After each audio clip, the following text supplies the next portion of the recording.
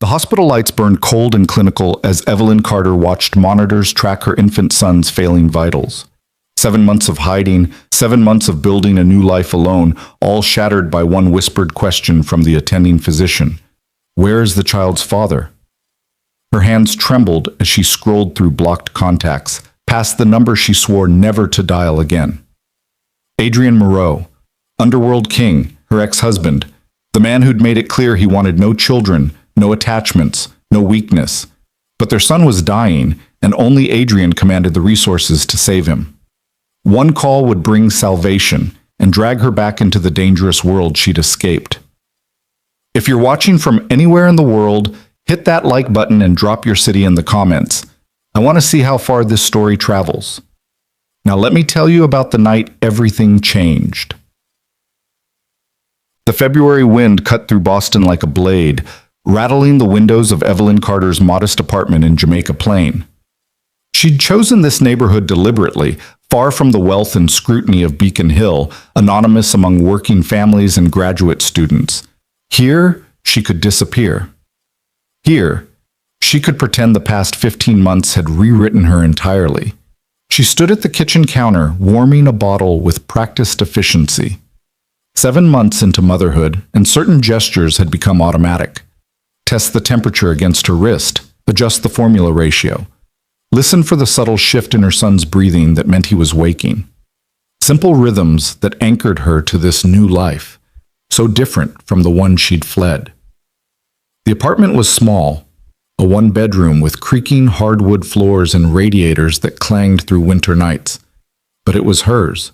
No security cameras, no armed men in tailored suits standing outside her door, no husband whose business dealings existed in shadows. She'd learned not to examine too closely. Ex-husband, she corrected herself. The divorce had been finalized 8 months ago, when she was 4 months pregnant with a secret she'd guarded like her life depended on it, which, in many ways, it had. Evelyn carried the bottle to the nursery, really just a corner of her bedroom, sectioned off with a folding screen she'd found at a thrift store. The crib was second-hand but sturdy, the mobile overhead assembled from paper cranes she'd folded during sleepless nights. Everything in this space represented freedom, even if that freedom came with financial strain and exhaustion so deep it felt like drowning. She reached into the crib, expecting to find her son stirring with his usual morning hunger. Instead, her fingers met heat that didn't belong. Oh God. The baby's skin burned beneath her touch, his tiny body radiating a fever that sent immediate alarm cascading through her nervous system. She scooped him up, his weight both familiar and suddenly terrifying. His eyes remained closed, his breathing too fast and shallow. Evelyn's mind kicked into emergency protocols she'd memorized from every parenting book and website. Check responsiveness. Monitor breathing. Take temperature. Her hand shook as she fumbled for the digital thermometer, already knowing what it would confirm. 103.7. For a 7-month-old, that number transformed worry into crisis. She grabbed her phone, dialing the pediatrician's after-hours line while pressing her lips to her son's forehead, whispering reassurances she didn't feel. This is Dr. Martinez's service. The voice was professionally calm, maddeningly unhurried. My son has a fever of 103.7. He's 7 months old. He won't wake up properly. Evelyn forced the words out steady, but her free hand clutched her baby tighter. Has he been eating normally? Any other symptoms? He was fine at the 2 a.m. feeding. It just spiked. The panic was creeping into her voice now, the careful control she'd maintained for 15 months starting to fracture. Should I bring him to the emergency room? A pause. Keyboard clicks. Yes, ma'am. Given his age and the fever height, you should go to the ER immediately. Boston Children's Hospital would be my recommendation. Evelyn was already moving, phone wedged between shoulder and ear as she grabbed the diaper bag she kept packed for exactly this kind of emergency. Diapers, wipes, change of clothes, insurance card, all the ordinary supplies that felt desperately inadequate right now. She dressed the baby in the warmest sleeper she owned, her movements efficient despite the fear trying to paralyze her. This was what she'd learned in her old life, even if the context had been different. When crisis strikes, you move. You think later. The Uber arrived in 6 minutes that felt like hours. She'd sold her car 3 months ago when the maintenance costs became impossible to justify on her freelance copywriting income. Another small indignity of her new life. Another price of freedom. "Boston Children's, please," she told the driver, a middle-aged man who glanced at the bundle in her arms and immediately understood the urgency. "You got it." The city blurred past, streetlights and early morning traffic, the world continuing its ordinary rotation while hers tilted toward catastrophe. Evelyn kept her fingers on her son's chest, feeling the too rapid rise and fall, the heat that seemed to be intensifying despite her best efforts to cool him. She'd named him Lucas, not after anyone, not following any family tradition, just a name that meant light, that sounded like hope, a name Adrian had never heard her speak. The divorce had been civil, as those things went. Adrian's lawyer had presented terms that were generous to the point of suspicion. A lump sum settlement, no alimony, clean break. She'd taken it because she recognized it for what it was.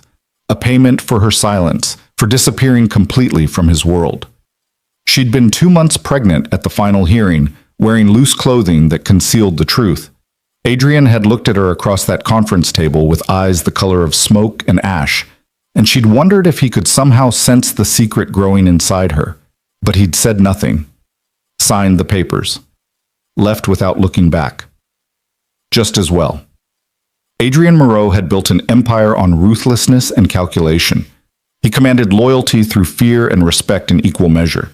He told her once, in a rare moment of vulnerability during their short marriage, that he'd never wanted children. Too much liability, he'd said. Too many ways for enemies to exploit weakness, so she'd made the choice to protect them both. She'd taken her freedom and her secret and built this small, hidden life. Until now. The hospital emerged from the darkness like a fortress of glass and steel. Boston Children's Hospital, ranked among the best pediatric facilities in the world. She'd researched it during her pregnancy, making mental contingency plans she'd prayed never to need. The driver pulled up to the emergency entrance. "Hope your little one's okay," he said, and there was genuine kindness in his voice. "Thank you." Evelyn handed him cash. She'd learned to keep emergency money in her coat pocket, and hurried through the automatic doors. The ER intake area was surprisingly quiet for a Friday morning. A nurse looked up from her station, assessed the situation in one practiced glance, and gestured Evelyn forward. "What's going on with your baby?" "High fever, 1037 when I checked 20 minutes ago. He's 7 months old. He's not responding normally." The nurse moved with immediate purpose, taking Lucas from Evelyn's arms with the confidence of someone who'd held thousands of sick children. "Come with me." They bypassed the waiting room entirely, moving through corridors that smelled of antiseptic and recycled air. A young doctor met them in a triage room, already pulling on gloves. "I'm Dr. Patel. Let's see what we're dealing with." The next 30 minutes dissolved into a blur of tests and questions. Temperature confirmation, now 104.1. Blood draw from Lucas's tiny arm, his weak cry piercing Evelyn's chest. Urine sample via catheter. Physical examination checking for rashes, neck stiffness, any sign of what was causing this sudden spike. "Has he been sick recently? Any unusual symptoms?" Dr. Patel's fingers were gentle but thorough, checking Lucas's fontanelle, his lymph nodes. "No, nothing. He was completely normal." Evelyn hovered close, wanting to snatch her son back from all these invasive procedures, but knowing she couldn't. "What's wrong with him?" "We're working to determine that. Given his age and fever severity, we need to rule out serious bacterial infections, meningitis, urinary tract infection, pneumonia."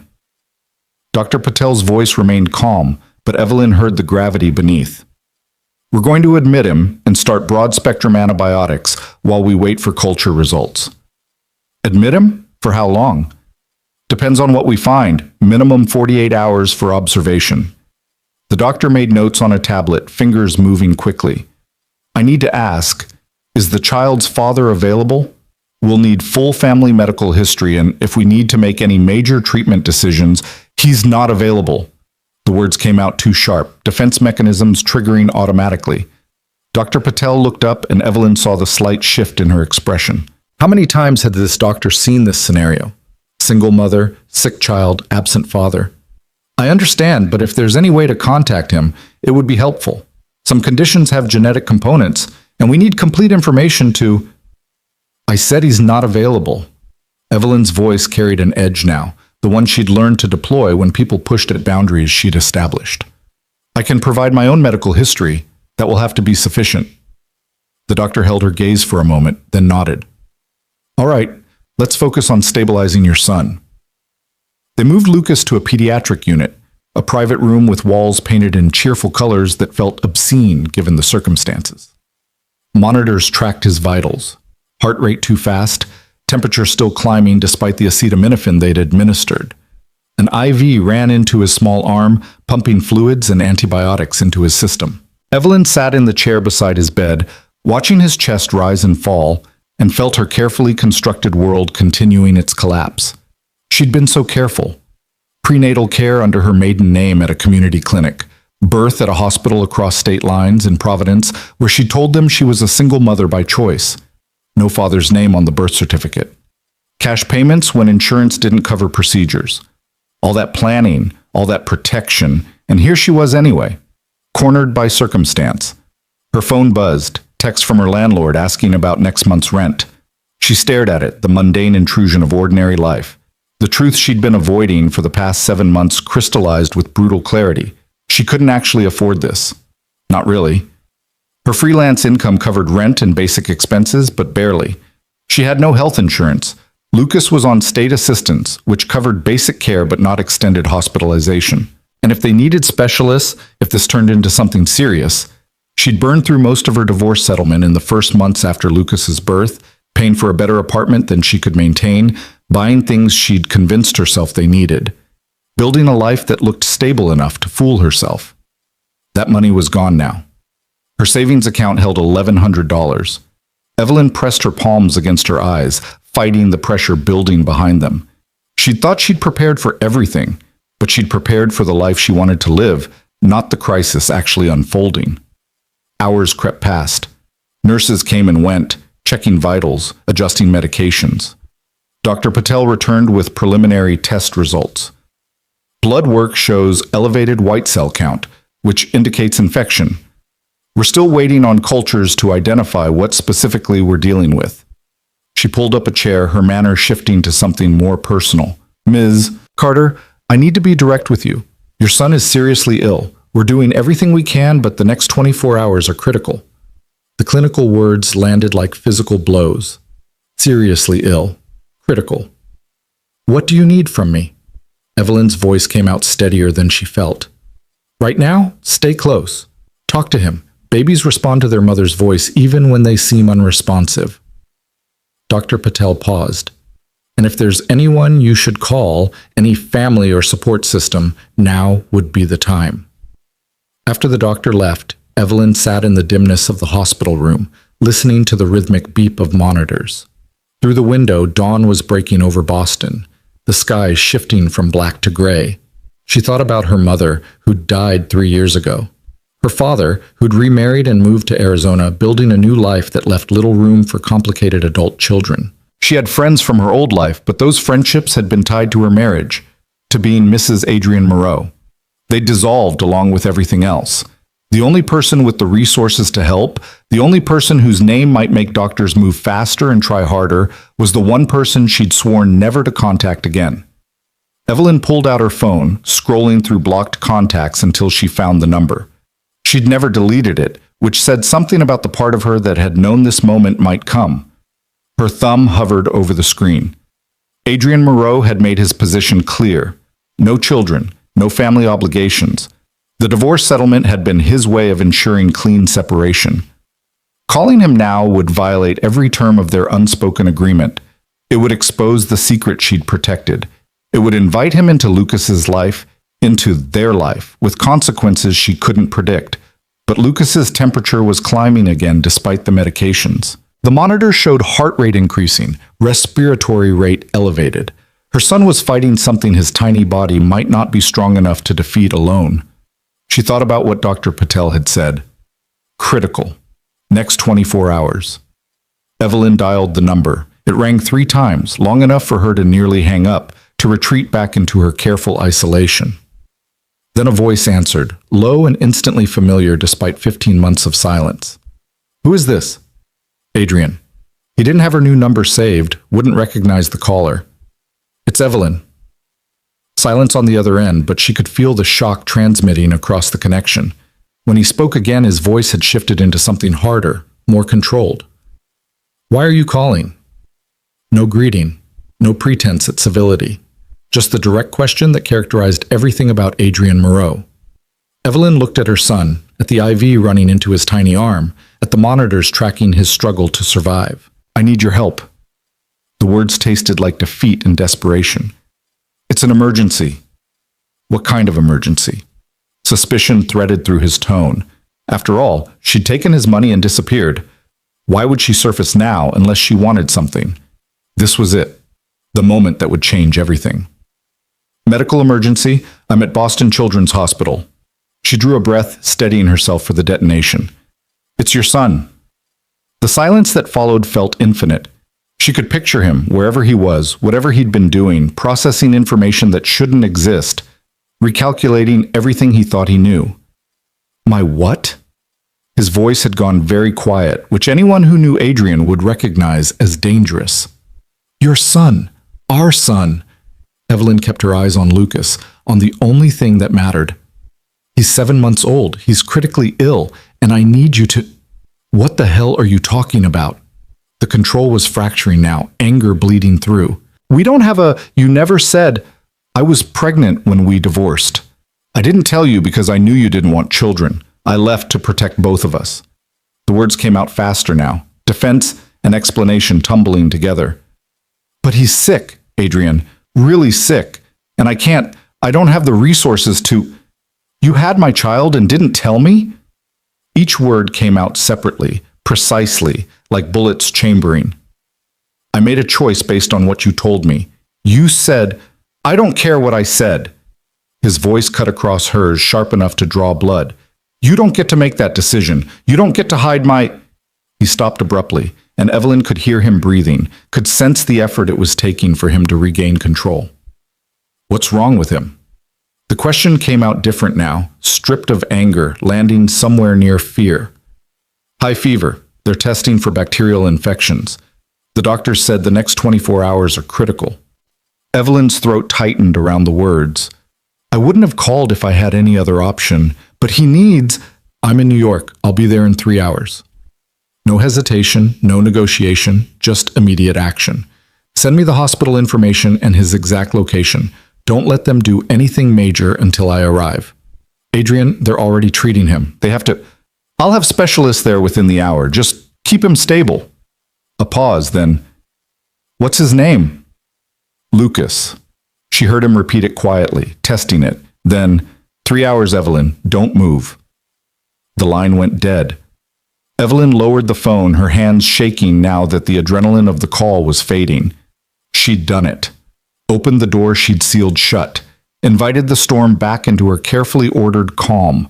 But as she looked at Lucas, at her baby fighting for each breath, she knew she'd make the same choice again. Whatever consequences came from this call, whatever chaos Adrian brought with him, none of it mattered compared to saving their son. Within 45 minutes, everything changed. A new doctor appeared, Dr. Sarah Chen, pediatric infectious disease specialist from Mass General, one of the top-ranked physicians in her field. She examined Lucas with meticulous attention, consulted with Dr. Patel, ordered additional tests Evelyn hadn't known existed. Who called you?" Dr. Patel looked confused, checking her tablet. "I was contacted by a private medical service requesting consultation." Dr. Chen's manner was brisk, professional. "They've authorized full diagnostic workup, cost not an issue. Let's get this child every resource we need." Evelyn understood immediately. Adrian had made calls from New York, mobilizing his network. In the 15 months since their divorce, she'd almost forgotten what his influence looked like in action, how doors opened, how impossible things became possible when Adrian Moreau wanted them to. More specialists arrived, a pediatric neurologist, an immunologist. They descended on Lucas's case with the intensity of a military operation, cross-referencing symptoms, debating treatment protocols. The small hospital room filled with expertise that would normally take days to assemble. And through it all, Evelyn sat in her chair watching her son receive care she could never have afforded, coordinated by a man who didn't yet know if he'd forgive her for keeping this secret. 2 hours and 40 minutes after her call, she heard commotion in the hallway. Authoritative voices, someone trying to enforce visiting hours, another voice cutting through regulations with the kind of certainty that made rules bend. Then Adrian walked through the door. 15 months since she'd last seen him, and Evelyn's body responded with unwanted recognition. He looked the same, tall and lean in dark clothing that probably cost more than her monthly rent. Silver threading through his black hair, eyes that missed nothing. But there was something different in his face now, a rawness that didn't usually show. His gaze swept the room, the monitors, the IV, the specialists clustered around Lucas's bed before landing on her. Evelyn. Just her name, but she heard volumes in it, accusation, anger, and underneath something that might have been pain. Adrian. She stood, instinctively positioning herself between him and Lucas, even though that protective gesture came 15 months too late.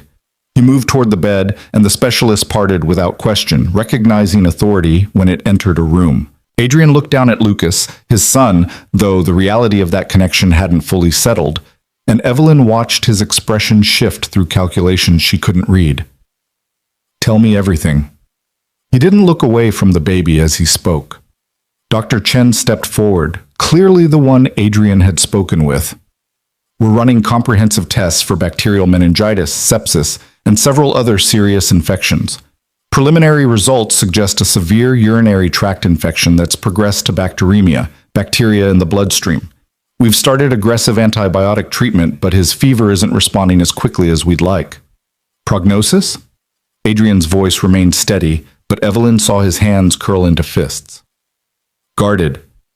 The next 12 to 24 hours will tell us if the antibiotics are effective. If the fever breaks and his vitals stabilize, we're looking at a week-long hospital stay. If not, Dr. Chen paused delicately. We'll need to escalate treatment. Whatever he needs, he gets. Whatever specialists, whatever equipment, whatever trials or experimental treatments exist, I want them available. Adrian finally looked away from Lucas to meet Dr. Chen's eyes. Money is not a factor. Time is. Make him better. We're doing everything medically possible, Mr. Moreau. Then do what's medically impossible. He said it without arrogance, just flat expectation that the universe would rearrange itself around his requirements. Dr. Chen nodded and returned to her team. Adrian stood beside Lucas's bed, watching the monitors, and Evelyn saw something she'd rarely witnessed during their marriage: uncertainty. He'd built an empire on control and calculation, but here was a problem that couldn't be solved through intimidation or strategy. How long were you pregnant when we divorced? His question came quietly, but she heard the blade edge beneath. 4 months. And you said nothing. You made it clear you didn't want children. You said it was too dangerous, too much liability. So you decided for both of us? Now he looked at her, and the anger she'd heard on the phone was there in full force. You decided I didn't deserve to know I had a son? You took my money and disappeared with my child. I took money I was entitled to in the divorce settlement, and I protected Lucas from a life I knew you wouldn't want for him. Evelyn kept her voice low, aware of the medical staff trying to pretend they weren't listening. I gave you the clean break you wanted. Did I say I wanted this? Adrian gestured toward Lucas. Did I say I wanted my son raised in poverty while you played at being a single mother? The accusation stung because it landed too close to truth. She'd been struggling, barely keeping her head above water financially while pretending she had everything under control. Lucas had everything he needed. Everything except his father. Everything except proper medical care, apparently, or we wouldn't be here. Adrian's eyes were cold now, the brief vulnerability she'd glimpsed disappearing behind his usual armor. You made choices that weren't yours to make. And you made it very clear what your priorities were: business, power, control. Evelyn felt her own anger rising to meet his. There was no room in that life for a child. I gave you exactly what you wanted: freedom from family obligations. You gave me lies. He said it quietly, but with such finality that it landed heavier than shouting. Everything about our marriage, everything you said when you left, it was all built on lies. Before Evelyn could respond, one of Lucas's monitors began alarming. Dr. Chen moved immediately, checking the readout. Temperature's spiking, 105.2. We need to cool him down now. The room transformed into controlled chaos. Cool packs applied to Lucas's small body. Additional medications administered. Evelyn tried to move closer, but a nurse gently guided her back. Adrian stood motionless, watching the team work, and Evelyn saw his jaw clench with the helplessness of someone accustomed to fixing everything. 10 minutes that felt like hours. Then Lucas's temperature began dropping, slowly, grudgingly, but moving in the right direction. The alarm silenced. The medical team stepped back, monitoring continuing. That was close, Dr. Chen said quietly. The antibiotics should start showing more effect soon. We just need to keep him stable until they do. Adrian nodded once, then turned back to Evelyn. We're not done with this conversation, but right now, he's the priority. He's always been my priority. She said it with quiet force. Everything I did was to protect him. By hiding him from me. By denying him resources that could have prevented this? Adrian shook his head. Your protection nearly killed him. The words hit like a physical blow, partly because Evelyn had been thinking the same thing. If she'd told Adrian from the beginning, Lucas would have had the best pediatricians, constant monitoring, immediate intervention at the first sign of illness. Her pride, her fear, her need for independence, all of it had put their son at risk. You're right. The admission came hard. I made mistakes, but I can't change the past. You can only deal with the consequences. Adrian cut her off. Starting with the fact that I'm not leaving. Not now, not when he's released. Not ever. You brought me into this, Evelyn. You don't get to shut me out again. Before she could respond, his phone buzzed. He glanced at it, his expression darkening. I need to make some calls, security issues I need to address. He looked at her. Stay with him. I'll be back in 30 minutes. He left the room and Evelyn sank back into her chair, the weight of the past few hours crushing down on her. This was her life now. Not the quiet independence she'd built. Not the simple existence with just her and Lucas.